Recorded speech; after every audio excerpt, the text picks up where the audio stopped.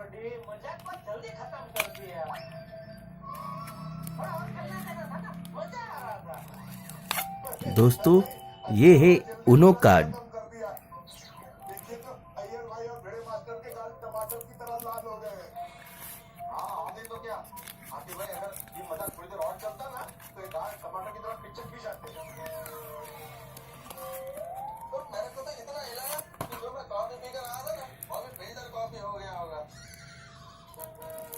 और नहीं यार, वो ऐसे में तो रहूंगा मैं, और तुम दोनों तो मेरे जिगर के टुकड़े हो। तो सोनी, ये जेठालाल तुम्हारा टुकड़ा नहीं है? नहीं, ये मतलब जेठालाल तुम्हारा जिगर का टुकड़ा नहीं है?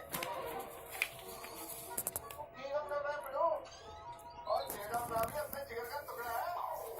नहीं नहीं, मैं नहीं मानता। अगर ऐसा होता तो तू हमारी तरह उसे भी गले मिलता ना।